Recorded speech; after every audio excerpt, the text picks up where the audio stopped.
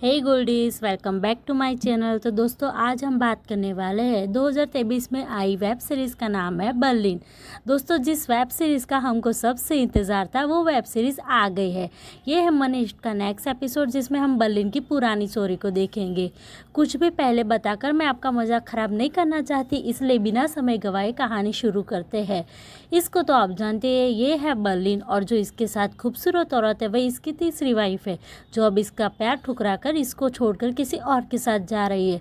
तभी इसको लेने इसके साथ ही आ जाते हैं। यह सब एक चोरी को अंजाम देने जा रहे हैं। यह बर्लिन के सुनहरे दिनों की कहानी है। उस वक्त ना तो ये बीमार था, ना ही चूहे की तरह छिपकर चोरियां करता था। यह है केला, ये इलेक्ट्रिकल इंजीनियर है लेकिन बहुत शर्मीली है। ये है रे, ताले तोड़ना और सलाखों के पीछे जाना इसकी खूबी है। ये बर्लिन को अपना गॉडफादर मानता है और बर्लिन इसको अपना पालतू कुत्ता समझता है। ये है डैमियन, यह पेशे से एक प्रोफेसर है। ये अपने खाली समय में चोरी की प्लानिंग करता है। ये जीनियस और मास्टरमाइंड है। ये है ब्रूस और ऑलराउंडर है। हर हालात में जीने की कला इसकी खूबी है। ये सभी मिस्टर एंटोनियो वाल्स के राजमहल में जाते हैं। बर्लिन उसे सर्च वारंट दिखाकर घर की चेकिंग कराने को कहता है। बर्लिन उसे डराता है कि अगर ये उसका सहयोग नहीं देगा तो कम से कम 9 साल के लिए अंदर जाएगा। फिर वे उसके लॉकर में जाकर 500 साल पुराना प्याला उठाता है और उसे बता देता है कि हम पुलिस वाले नहीं हैं, अगर जिंदा रहे तो ऐसे प्याले आते जाते रहेंगे। डिनर की टेबल पर एक आदमी कहता है कि तुम सब मुझे पुलिस वाले नहीं लग रहे, प्लीज़ अपना बैच और आईडी नंबर दिखाइए। तभी वहाँ बर्लिन आ जाता है।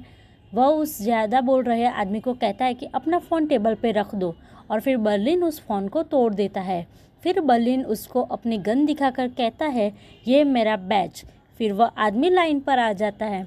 फिर बर्लिन उस सबको अपने आईडी कार्ड निकालने के लिए कहता है, ताकि अगर किसी को एफआईआर करवाने की चौल मचे तो इन सब का पता हो कि घर कहाँ है।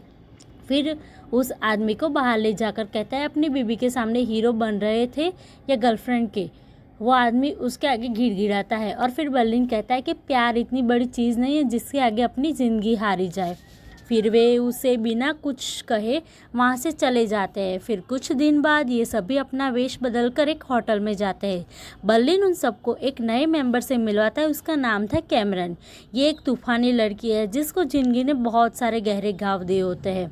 रॉय पहली नज़र में ही इसकी तरफ अट्रैक्ट हो जाता है और बर्लिन उसके मन में क्या चल रहा है 1 सेकंड में भांप लेता है। फिर बर्लिन कहता है कि हम यहाँ चोरी के इरादे से आए हैं, जिसकी शुरुआत 10 दिन पहले ये प्याला चुराने के साथ हो चुकी है। इस प्याले की कीमत 40,000 यूरो है और हम इसकी कीमत 44 मिलियन यूरो करने वाले हैं। फिर डैमियन 37 लाख के इस प्याले को तोड़ने लगता है। अब ये टूटे इस प्याले की मदद से यूरोप के शाही परिवारों के गहने चुराने वाले थे, वो भी एक साथ, जो कि 34 अलग अलग शहरों में पड़े थे। फिर वे उस प्याले को एमोनियम क्लोराइड में डुबोते हैं ताकि उसकी चमक खराब हो जाए और वह पुराना दिखने लगे।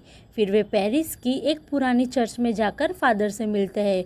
बर्लिन कहता है कि मैं प्रोफेसर सटाना हूँ और पॉलीटेक्निक यूनिवर्सिटी ऑफ सलामन से आया हूँ। पादरी ने इनको यहाँ बुलाने से पहले ऑनलाइन रिसर्च भी की थी, जहाँ इनको इनके बारे में 600 से भी ज़्यादा आर्टिकल पढ़ने को मिले थे और वह सब केला की करामत थी।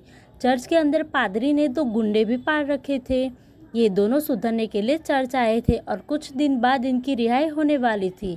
फिर वे पादरी को कुछ डॉक्यूमेंट दिखाते हैं जिनके अनुसार इस चर्च से भी बहुत पहले यहाँ एक और चर्च होने का दावा किया गया था। फादर कहता है कि मेरे चर्च में 1240 में बनी थी और इन डॉक्यूमेंट के अकॉर्डिंग यहाँ 5वीं शताब्दी में भी चर्च होने की बात कही गई थी। लेकिन वे फादर को विश्वास दिला देते कि आप जहाँ खड़े हैं वो पेरिस की सबसे पुरानी चर्च है, इसके नीचे बहुत सारा खजाना दबा है। फिर फादर उनको चर्च के तहखाने में ले जाता है। फिर वे मशीन से चेक करते हैं, वहाँ 16 फुट नीचे कुछ दबा होने का संकेत मिलता है। इन सब का प्लान यहाँ पर खुदाई करने का था, क्योंकि यहाँ से रास्ता पेरिस की उन टनल से जाकर मिलता है जहाँ से वे पेरिस के किसी भी कोने में जा सकते थे। फिर डेमियन मैप में समझाता है कि हमें चर्च से इस जगह पर पहुँचना है। ये पेरिस का सबसे बड़ा नीलामी घर है जहाँ 34 अलग अलग शहरों से शाही घरानों के गहने आने वाले हैं। अब हमें यह पता लगाना है कि किस दिन वह सभी गहने यहाँ पर आ चुके होंगे। फिर बर्लिन उनको दिखाता है कि उनके होटल के बिल्कुल सामने उस ऑक्शन हाउस के डायरेक्टर का घर है। सिर्फ उसी इंसान को वक्त और तारीफ पता होगी। फिर बर्लिन कहता है कि हम उसके घर जाएंगे तो बढ़िया कपड़े पहनकर जाएंगे ताकि हम पर किसी को शक ना हो। रॉय की नज़र अब भी कैमरन पर थी। फिर बर्लिन रॉय को समझाता है कि इश्क के खतरे के निशान होते हैं। हमें आपकी आंखों में कैमरन के लिए चमक दिख रही है, बस आप इतना जान लीजिए वो लड़की मेंटल हॉस्पिटल में भी जा चुकी है। आपको उसके काम पर नज़र रखनी है, ना कि उसके पाँव पर बने टैटू पर। रॉय समझ जाता है। फिर वे देखते हैं कि नीलामी घर का डायरेक्टर जिसका नाम मार्क था वो अपनी वाइफ के साथ घर से निकल जाता है। फिर ब्रूस उसका पीछा कर सके, उन पर नज़र रख सके। फिर रॉय और कैमरन कपल बनाकर सामने वाली बिल्डिंग के बाहर जाते हैं और उसका दरवाज़ा खोल लेते हैं। फिर वहाँ कैला आती है और फिर वे सभी अंदर चले जाते हैं।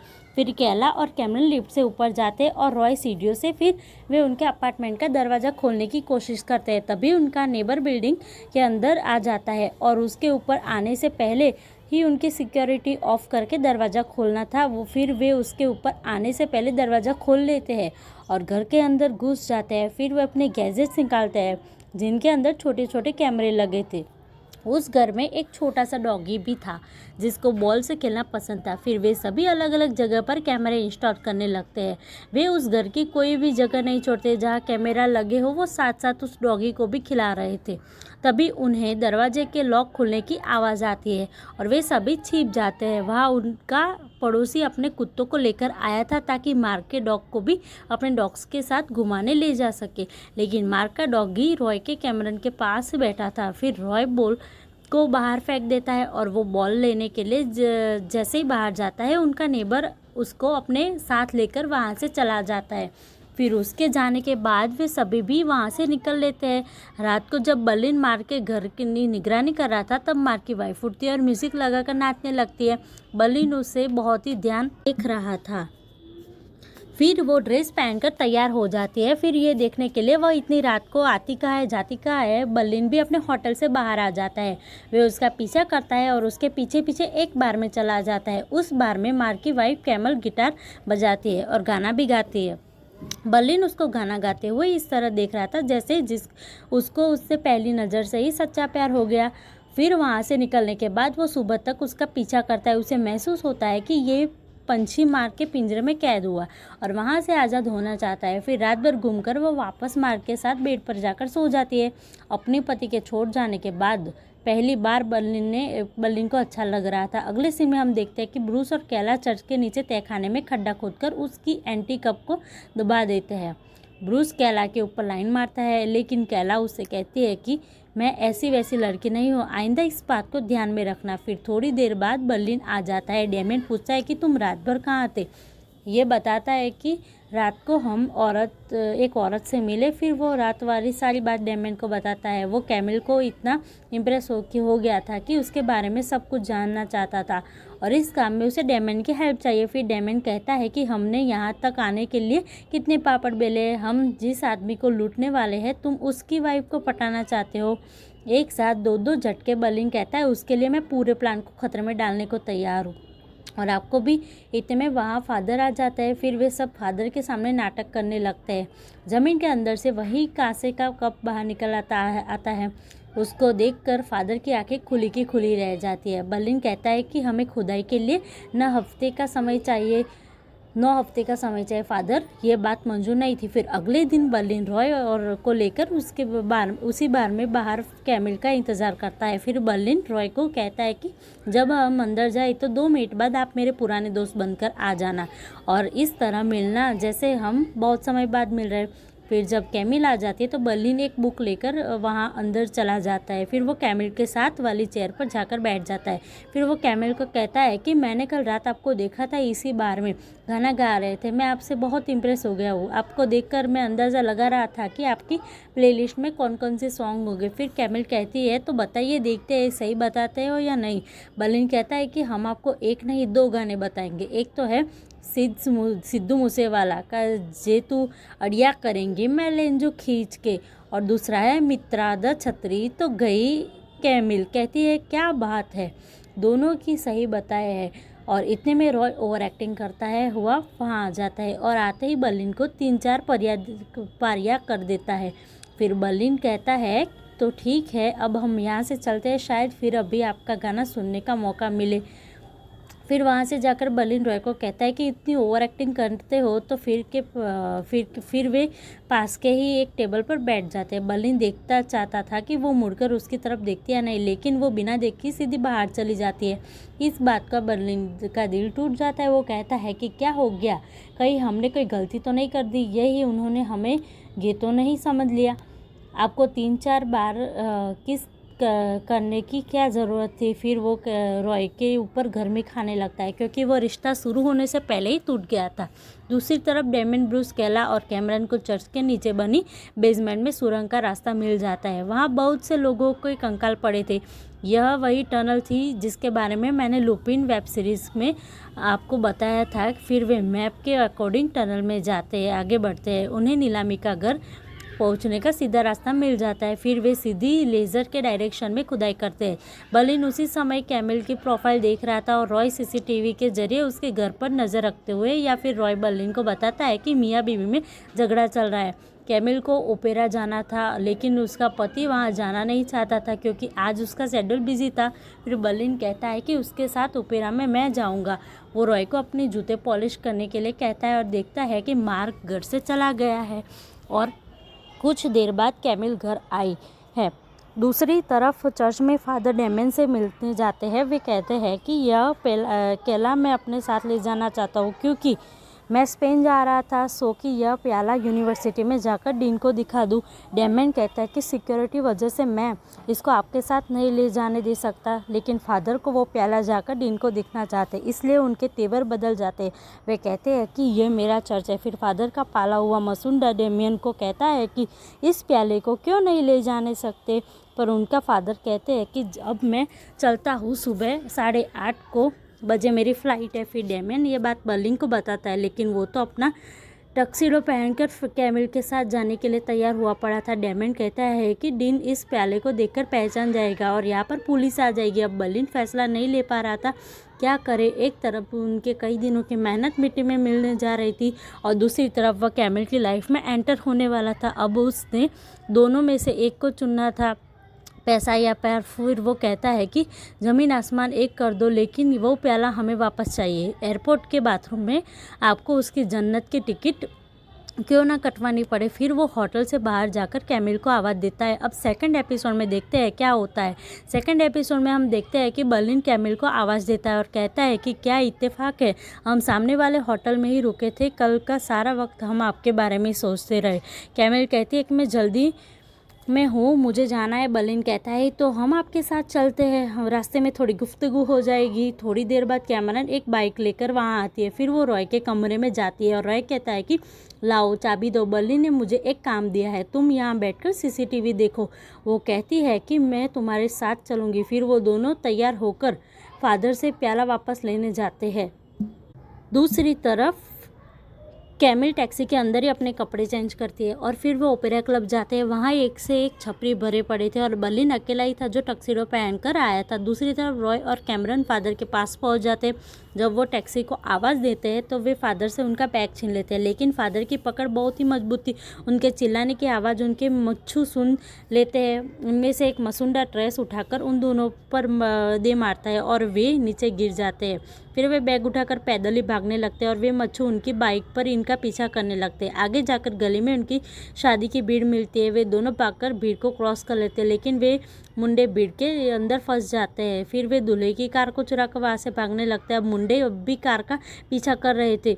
फिर आगे जाकर उनको जनाजा मिलता है। फिर वे कार को नहीं छोड़कर पास में बने पार्किंग लॉट में घुस जाते हैं। मुंडे समझ जाते हैं कि वे पार्किंग लॉट में गए हैं। फिर वो पार्किंग लॉट के अंदर जाते हैं। दोनों बहुत ही गुस्से में थे। फिर रॉय कहता है कि तुम दूसरी तरफ जाओ, मैं सीधा जाता हूँ। फिर ये जाकर वे गाड़ियों को हिलाते हैं।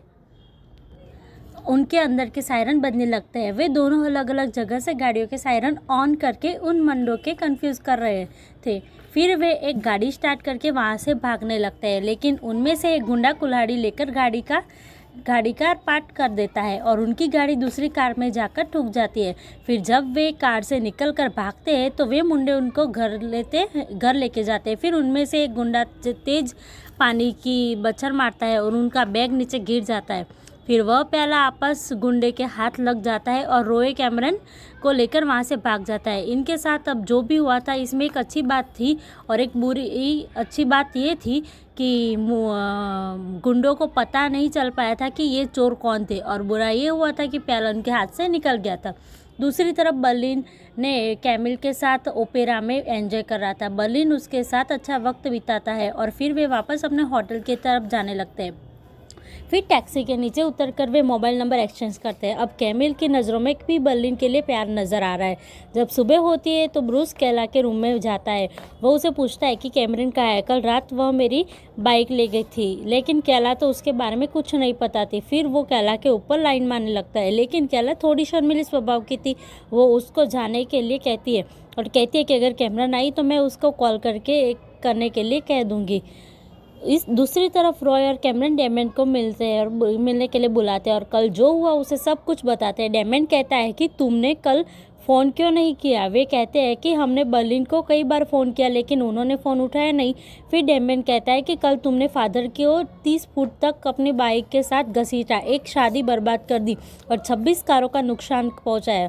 कैमरन कहते हैं कि उन दोनों जानवरों के होते हुए प्याला चुराना आसान नहीं था। फिर डेमियन उनको वो प्याला दिखाता है और कहता है कि कल की घटना के बाद फादर डर गए और खुद ही हमें प्याला दे गए। उन्होंने कहा कि कुछ लोगों ने मेरे ऊपर हमला करने की कोशिश की।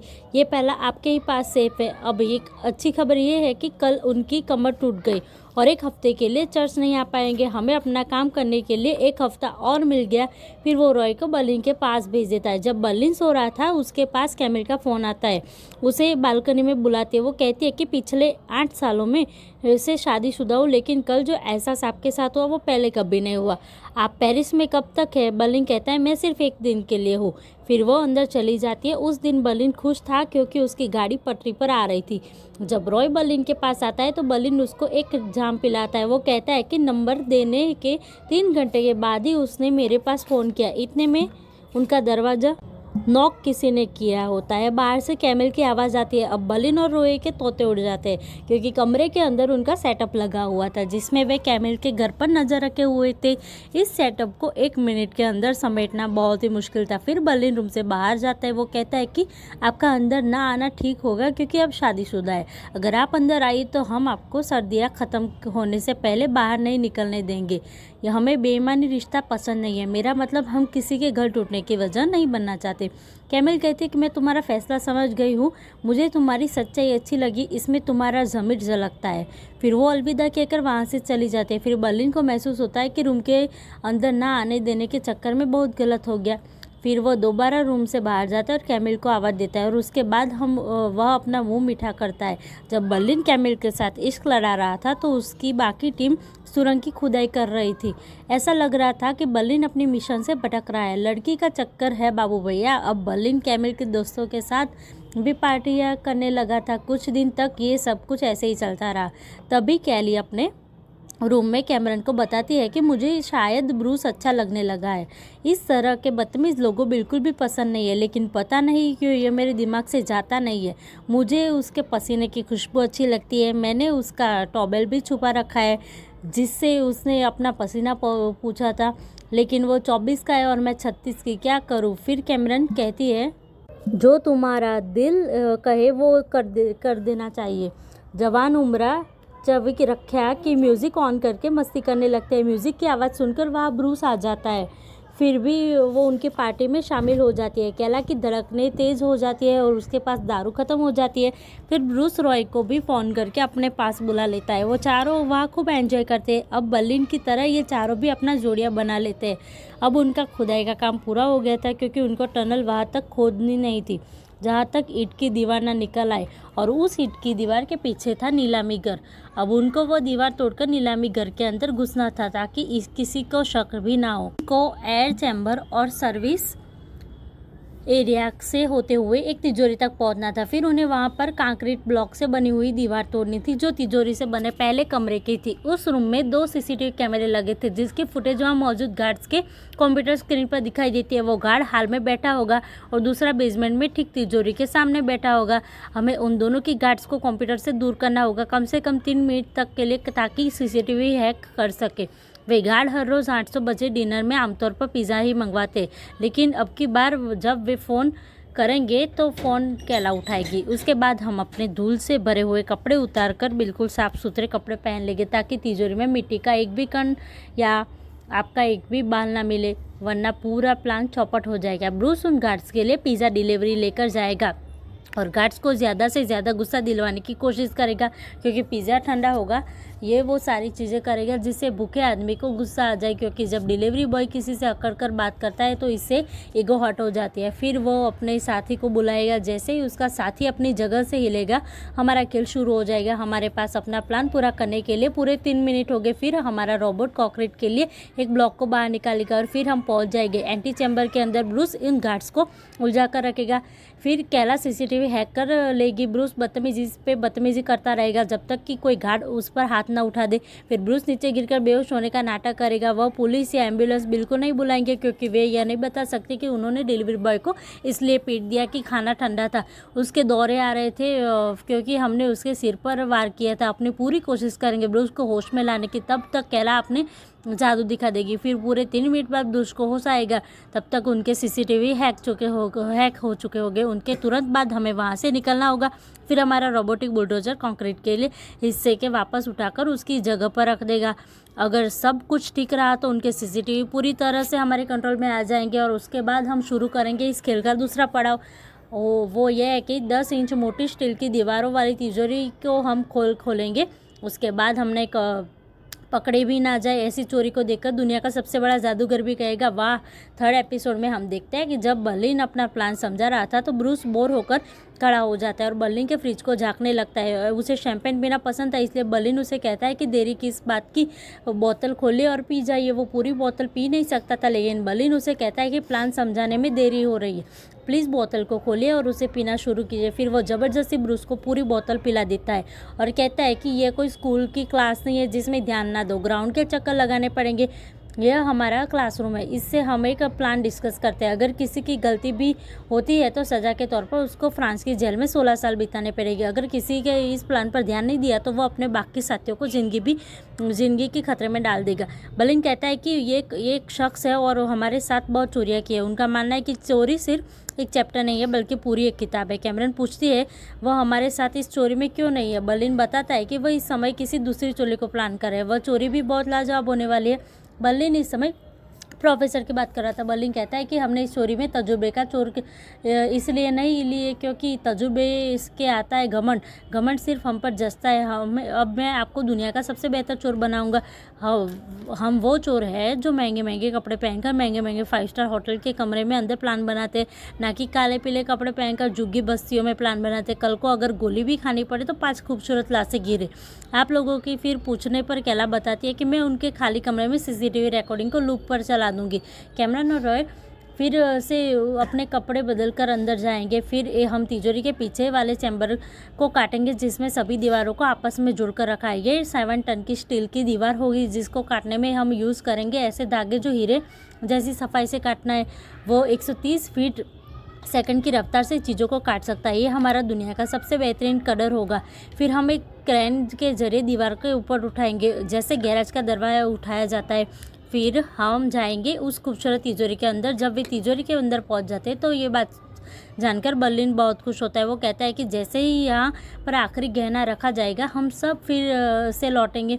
तब तक हम पेरिस में मज़े लूटेंगे। फिर बर्लिन कैमिल के साथ एक रेस्टोरेंट में जाता है। कैमिल उसे अपने साथ बाथरूम में चलने के लिए कहती है और जैसे ही वह जाने लगती है वो देखती है कि उसका हस्बैंड भी मौजूद था। फिर वो डर जाती है और वापस आकर बर्लिन को बताती है कि बर्लिन कहता है कि आप जाकर उनसे मिले और उन्होंने कहे कि मैं यहाँ एक आर्ट डीलर से मिलने आई हूँ, लेकिन वो बहुत ही कमीना और बदतमीज़ है, आपको चलकर उनसे बात करने की। फिर वो जाकर अपने हस्बैंड को बुला कर लाती है। फिर बर्लिन कहता है कि सॉरी मैडम, अगर आपको हमसे बात करने में तकलीफ़ हो रही है तो हम चले जाते हैं, आपको यूँ किसी को बीच में लाना नहीं चाहिए, हम बहुत ही बड़े आर्ट डीलर है।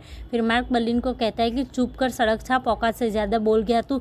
बर्लिन का दिल तो कर रहा था कि वो फोक उठाकर उसका काम तमाम कर दूं, लेकिन वो गुस्सा पी जाता है और वहाँ से चला जाता है। उसके बाद भी बर्लिन का कैमिल से मिलना जुलना जारी रहता है। कैमिल अपना हर पल बर्लिन के साथ बिताना चाहती है, लेकिन अपने पति को धोखा देने के कारण उसको बुरा भी लग रहा था। ठीक उसी समय बर्लिन के 5 साथी वहाँ पर बैठकर अपने शाम एंजॉय कर रहे थे। सब लोग ब्रूस के शैम्पेन पीने के लिए कह रहे थे, लेकिन वो कहता है कि शैम्पेन अब मेरे दिल से उतर गई है। तभी डैमियन की वाइफ का फ़ोन आता है। वो कहता है कि इस समय मैं अपने स्टूडेंट के साथ हूँ, जैसे ही यह कोर्स पूरा हो जाएगा हम फिर से पेरिस घूमने आएंगे, जैसे 20 साल पहले आए थे। लेकिन उसकी वाइफ कहती है कि अब हमारा अलग हो जाना बेहतर है, क्योंकि तुम्हारे इंटरनेशनल कोर्सेज और तुम्हारी क्लासेस ख़त्म ही नहीं होती। अब डैमियन की वाइफ अपनी बाकी की ज़िंदगी उसके साथ नहीं बिताना चाहती है और ये बात सुनकर डैमियन टूट जाता है।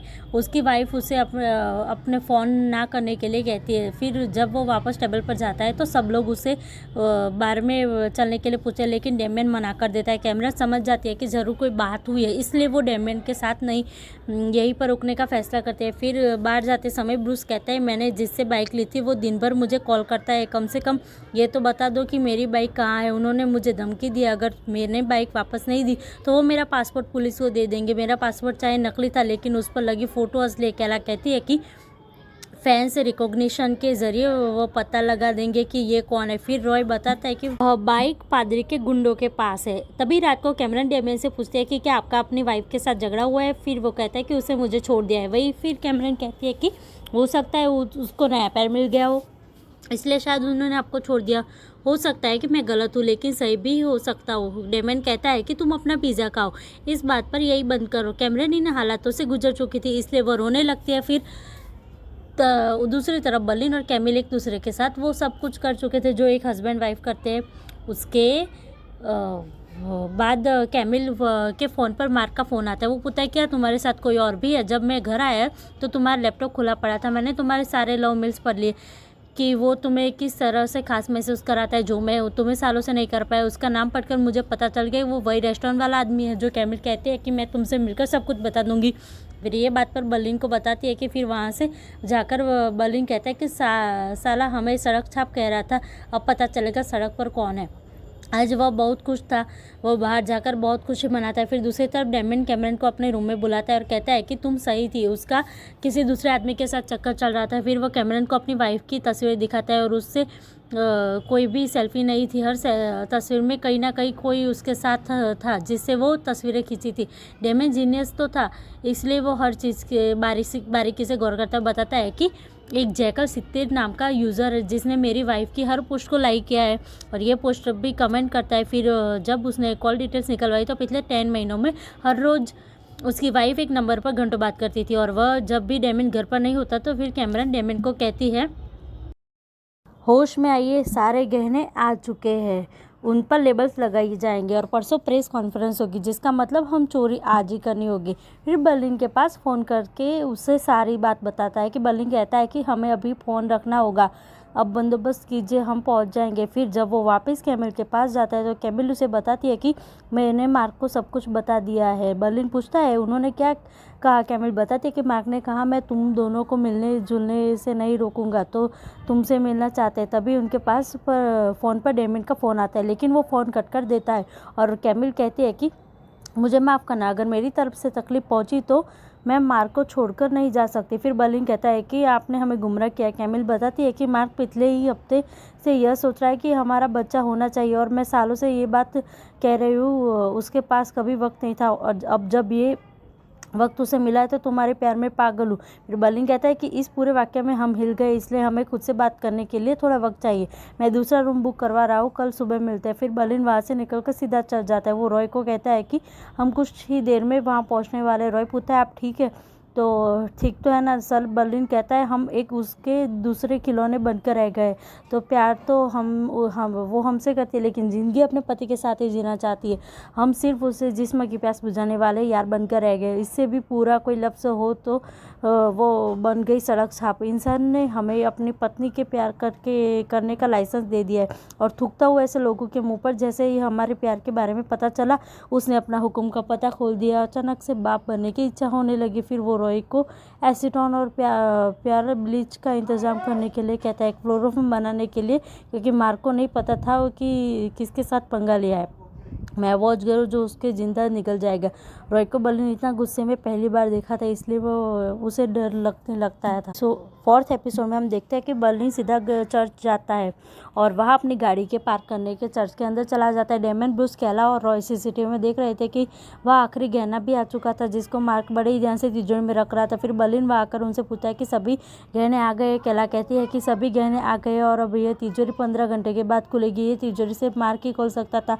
अब इन सब का अंदर जाने का वक्त आ गया था। फिर डेमन पूछता है कि तुम पिछले 2 दिनों से पेरिस में नहीं थे और ना ही मार्क की बीवी, तुम उसके साथ रंगरलियां मना रहे थे, इसलिए तुम यहाँ नहीं पहुँच पाए। बर्लिन कहता है कि आप जलनखोर मासूका की तरह बात कर रहे हैं। फिर बर्लिन सबको शूट पहनने के लिए कहता है। कैला सीसीटीवी का लूप ऑन कर देते हैं। फिर वे अपने रोबोट की हेल्प से एंटी चैम्बर की कंक्रीट स्लैब को हटाते हैं और फिर एंटी चैम्बर में प्रवेश करते हैं।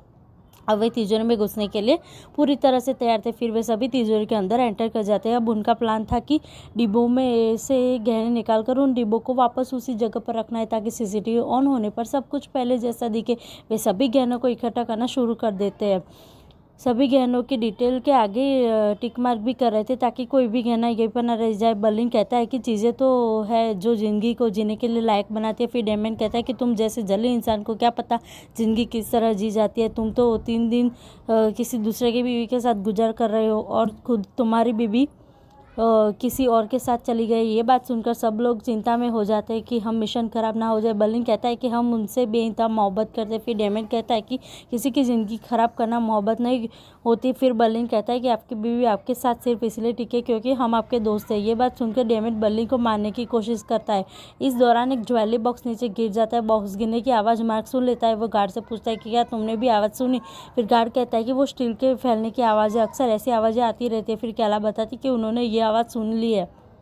मार्क तिजोरी के गेट को कान लगाकर सुनता है और कहता है कि जल्दी से दरवाज़ा खोलो। गार्ड कहता है कि अब तिजोरी का दरवाज़ा 15 मिनट बाद ही खुलेगा।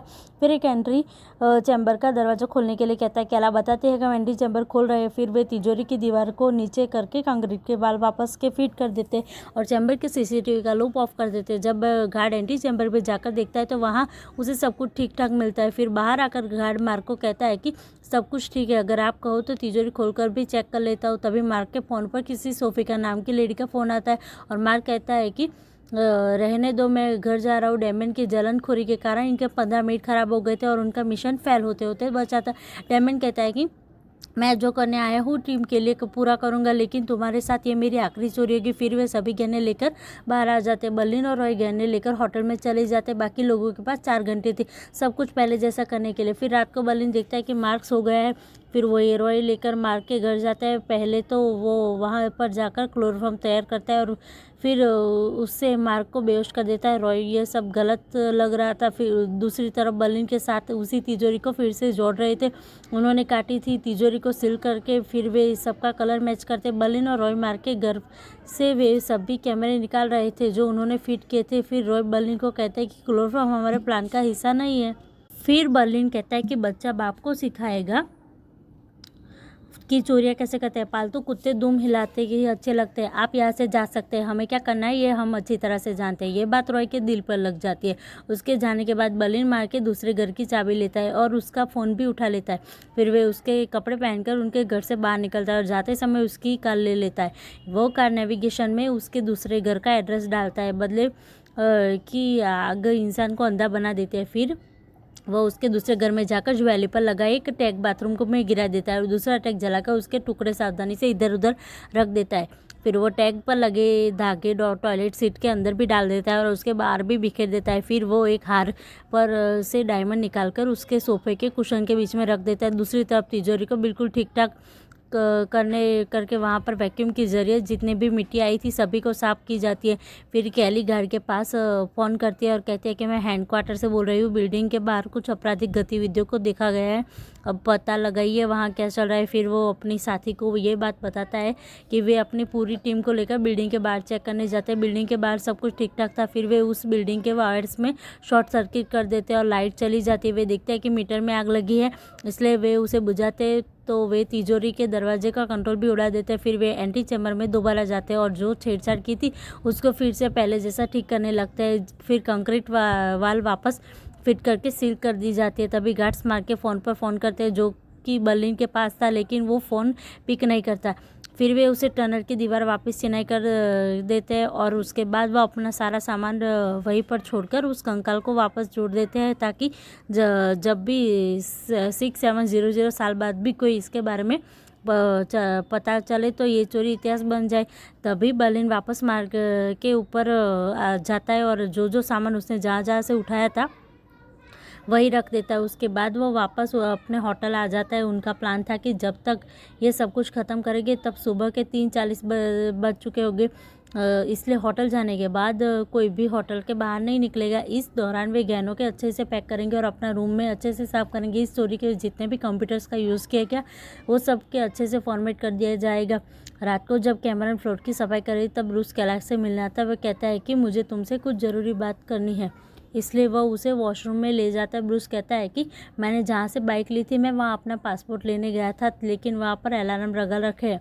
मुझे उसका सिस्टम हैक करने के लिए तुम्हारी हेल्प चाहिए। 44 मिलियन की चोरी करके बाद एक पासपोर्ट की वजह से पकड़ा नहीं जाना चाहता। हम सब वहाँ जाएंगे, तुम अलार्म को बंद करना, फिर हम कंप्यूटर हैक करके मेरा पासपोर्ट डिलीट कर देंगे और फिर हम वापस आ जाएंगे। वे दोनों ये बात किसी को बताना नहीं चाहते थे, लेकिन क्योंकि बर्लिन ने होटल के बाहर जाने से मना कर दिया था। फिर वो कैमरन को ये कहकर रूम से बाहर जाते हैं, हम दूसरे रूम में जा रहे हैं। फिर ब्रूस अपने रूम में जाकर रॉय को कहता है कि मुझे कैलाश से कुछ बात करनी है, क्या तुम दूसरे रूम में जा सकते हो। रॉय यहाँ से चला जाता है। उस दौरान डेमियन अपने रूम में से सभी ज्वेलरी की पैकिंग कर रहा था और साथ ही अपनी वाइफ को याद करके रो रहा था। वो ज्वेलरी को टीन के डब्बों में बंद कर रहा था, सील कर रहा था। फिर रॉय उसके पास आता है ताकि उसकी हेल्प करा सके, लेकिन वो रॉय को अंदर ही नहीं आने देता। उसने उस समय सैड सॉन्ग्स लगा रखे थे। फिर वो अपनी वाइफ को याद करके फुट कर रोने लगता है। कैमरन भी उस समय खुद को अकेला महसूस कर रही थी, इसलिए वो अपने एक्स बॉयफ्रेंड जिमी को कॉल करती है, लेकिन फ़ोन स्विच ऑफ था, इसलिए कॉल वॉइस मेल पे चली जाती है। तभी वहाँ पर रॉय आ जाता है। वह कहता है कि मेरे पास यहाँ आने के अलावा कोई चारा नहीं था। फिर कैमरन उसके पास जाकर बैठ जाती है और उससे बातें करने लगती है। वो पूछती है कि तुम हमेशा एक हाथ में दस्ताना क्यों पहन कर रखते हो, क्या तुम्हारे हाथ पर लोगों के मुंह तोड़ने के निशान है जिनको तुम दूसरे से छिपाते हो, और इस टैटू का क्या मतलब है। फिर वे पूछती है कि क्या हम द पर्ज मूवी की तरह कोई ऐसी गेम खेल सकते हैं जिससे आज रात कोई भी नियम कानून ना माने। रॉय कहता है कि मैं भी बर्लिन का पालतू कुत्ता बनकर थक गया हूँ। फिर वे होटल के बाहर जाने का प्लान बनाते हैं। अगले सीन में हम देखते हैं कि ब्रूस और कैला उस बिल्डिंग में पहुंच जाते हैं जहाँ से ब्रूस बाइक रेंट ली थी। कैला अलार्म को ऑफ करके वहाँ का लॉक खोलती है। फिर वे चुपके से ऑफिस के अंदर जाते हैं और कंप्यूटर सिस्टम को हैक करने की कोशिश करते हैं। कैला कंप्यूटर ऑन कर लेती है, तभी ब्रूस की नज़र पड़ती है कि नीचे 4 गार्ड्स बैठे हैं, कार्ड्स खेल रहे हैं। फिर उनमें से एक गार्ड उठता है और कहता है कि मैं ऊपर जाकर संभाल के आ जाता हूँ। जब वो ऊपर जाकर देखता है तो कैला बैठी कंप्यूटर का काम रहती है। गार्ड पूछता है कि तुम कौन हो। कैला कहती है कि मैं एमिली हूँ, अभी कुछ देर पहले आई हूँ। वह पूछता है कि मिचल कहाँ है। उसकी नज़र टेबल पर पड़ी मैचल की तस्वीर पर आ जाती है और वह कहती है कि जिम में उसके पाँव में मोच आ गई थी, इसलिए वह उसकी जगह मुझे आना पड़ा। फिर गार्ड कहता है कि यह तो होना ही था, वो हैवी वेट जो उठाती है। उसी समय ब्रूस टेबल को नीचे छुपा था। फिर वो गार्ड से कॉफ़ी मांगती है क्योंकि आज उसका पहला दिन था और उसे टेंशन हो रही थी। गार्ड कहता है नो प्रॉब्लम, मैं अभी कॉफ़ी बना देता हूँ। बाकी के गार्ड्स भी वहाँ आ जाते हैं। पहले वाला गार्ड बाकी गार्ड्स को एमिली के साथ इंट्रो करवाता है। उनमें से एक गार्ड पूछता है कि आप बड़ी जल्दी आ गई। वो कहते हैं कि मिस चल ने में मुझे जल्दी आने के लिए कहा था। फिर कंप्यूटर से कुछ एरर आता है और कैला नर्वस हो जाती है। गार्ड उसके चेहरे को देखकर पहचान जाता है ज़रूर कुछ गड़बड़ है। फिर जब वह उसकी कॉफ़ी देने के लिए आता है तो पूछता है कुछ प्रॉब्लम है क्या। कैला कहते हैं कि ये हैंग हो गया है। फिर वो कहता है कि मैं इसको बंद करके दोबारा ऑन कर लेता हूँ। फिर वो जैसे ही उसकी तार निकालने के लिए नीचे बैठता है उसको ब्रूस दिखाई जाता है। भाई साहब अब होने वाले पंगे, क्योंकि बर्लिन ने उन सबको होटल से रुकने के लिए कहा था, लेकिन इन दोनों प्रेमी जोड़े ने उसकी बात नहीं मानी। ये दोस्तों दोनों किस मुसीबत में फंसे थे ये तो आपने देख ही लिया, और वे दोनों कुछ और भी बस मचा रहे। तो देखते हैं नेक्स्ट एपिसोड में क्या होता है। दोस्तों अगर आपने हमारी चैनल को अभी तक सब्सक्राइब नहीं किया तो सब्सक्राइब कीजिए और लाइक कमेंट शेयर ज़रूर कीजिएगा। Thank you.